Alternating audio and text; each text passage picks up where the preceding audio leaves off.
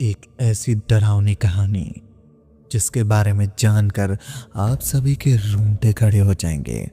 मैं आपका अपना ऋषि लेकर आया हूं एक ऐसी डरावनी कहानी जो काफी दिलचस्प है। ये एक घाट की कहानी है।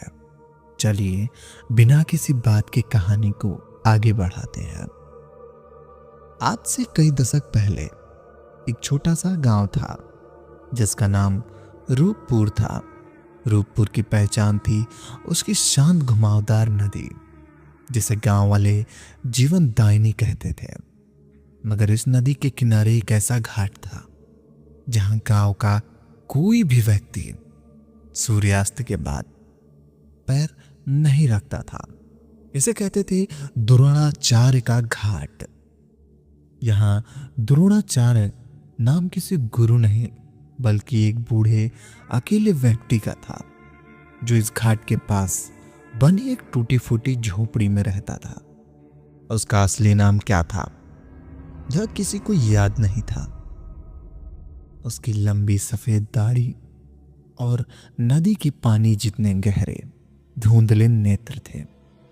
वह गांव वालों से बहुत कम बात करता था और जब करता था तो उसकी आवाज इतनी सूखी और कर्कश होती थी कि सुनने वाले को ठंड लगे। द्रोणाचार्य को लेकर कई अफवाहें थीं। सबसे आम अफवाह थी कि वह बूढ़ा व्यक्ति वास्तव में एक बुढ़वा नहीं बल्कि एक शापित आत्मा था जिसे नदी की गहराई में रहने वाले जल देवता ने सदियों पहले कैद कर लिया था। गांव के बुजुर्ग बताते थे कि द्रोणाचार्य की झोपड़ी के पास में रात के अक्सर अजीबोगरीब आवाजें आती थी। कभी पानी में किसी भारी चीज के खींचने की आवाज, कभी धीमी धीमी उदास रोने की आवाज और कभी कभी तो किसी की फुसफुसाने की आवाज, जैसे कोई गहरे पानी के नीचे से बोल रहा हो। एक बात जो हर अफवाह से सच मानी जाती थी वह यह थी कि द्रोणाचार्य ने उन लोगों को बिल्कुल पसंद नहीं करता था जो नदी को गंदा करते थे या अंधेरे में घाट पर आते थे। और ऐसे लोगों को हमेशा एक भयानक कीमत चुकानी पड़ती थी। किशन गांव के एक जवान और निडर लड़का था जो इस कहानियों पर हंसता था। वह कहता था कि द्रोणाचार्य सिर्फ एक अकेला सन की बूढ़ा है और ये सारी बातें मनगढ़ंत है। एक तूफानी रात गांव में किसी शादी का दावत थी। दावत खत्म होने के बाद किशन ने अपने दोस्तों को चुनौती दी, आज मैं द्रोणाचार्य के घाट से नदी के उस पार जाऊंगा और वापस आके दिखाऊंगा।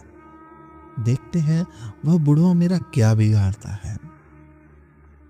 उसके दोस्तों ने उसे बहुत रोका क्योंकि आसमान में बिजली कड़क रही थी और नदी का बहाव बहुत तेज हो गया था। लेकिन किशन ने किसी की नहीं सुनी। उसने एक पुरानी नाव ली और अंधेरे में घाट की तरफ चल पड़ा। जब वह द्रोणाचार्य की झोपड़ी के पास पहुंचा तो उसने देखा कि झोपड़ी के अंदर एक धीमी नीली रोशनी जल रही थी। किशन ने हंसते हुए आवाज दी, ओ बूढ़े द्रोणाचार्य, क्या आज तू मुझे डर दिखाएगा? अंदर से कोई जवाब नहीं आया। किशन ने नाव नदी से उतारी और जैसे ही उसने पतवार चलाना चालू किया नीली रोशनी अचानक बुझ गई।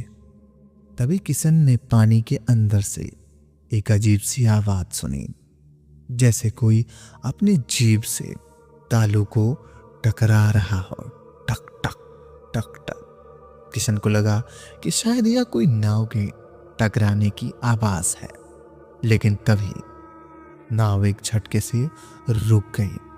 ऐसा लगा जैसे किसी ने पानी के नीचे से नाव को पकड़ लिया हो। किशन ने टॉर्च जलाई और पानी की तरफ देखा। नदी का पानी गहरा काला था, लेकिन जैसे ही उसने टॉर्च की रोशनी डाली, उसे पानी के नीचे कुछ अजीब सा चीजें दिखाई दी। ये पत्थर नहीं थे, बल्कि पतली उंगलियां थीं जो नाव के किनारे को कसकर पकड़े हुए थे। किशन को सांस अटक गई। उसने घबराकर नाव को चलाने की कोशिश की, लेकिन नाव हिल भी नहीं रही थी। तभी पानी के अंदर से दो बड़ी गोल चमकीली पीली आंखें ऊपर आई। वो आंखें सीधे किशन को घूर रही थी। वो किसी मछली की आंखें नहीं थी, उसमें इंसानी समझ और भयानक क्रोध झलक रहा था। और फिर उन आंखों के ठीक ऊपर किशन ने एक चेहरा देखा। यह बूढ़े द्रोणाचार्य का ही चेहरा था, पर अब यह सूखा और झुर्रीदार नहीं था। यह गीला, फूला हुआ और हरा था, जैसे यह सदियों से पानी में सड़ रहा हो। उसकी दाढ़ी अब हरी काई बन चुकी थी और उसके दांत किसी नुकीली मछलियों के दांत की तरह लंबे और डरावने थे।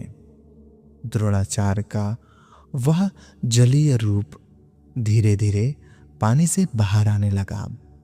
उसके शरीर से गंदे कीचड़ वाले कपड़े चिपके हुए थे और उसकी त्वचा पर अजीबोगरीब विषैले उगे हुए थे।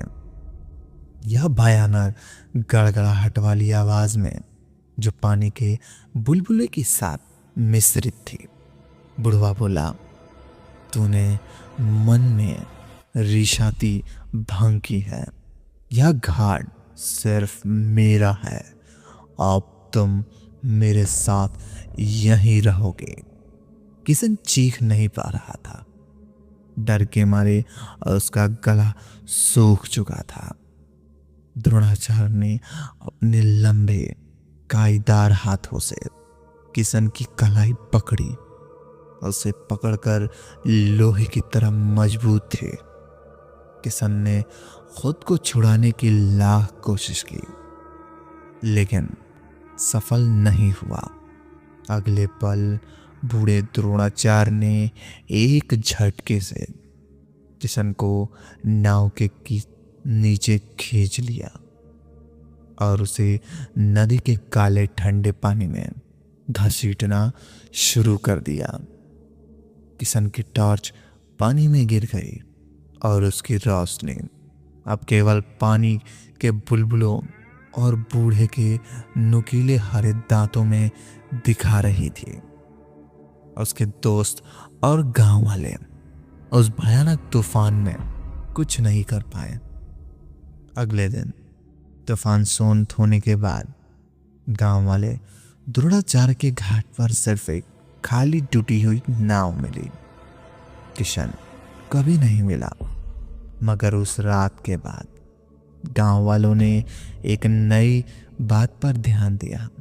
द्रोणाचार्य की झोपड़ी से अब पहले से कई ज्यादा जोरदार रोने की आवाज आने लगी थी।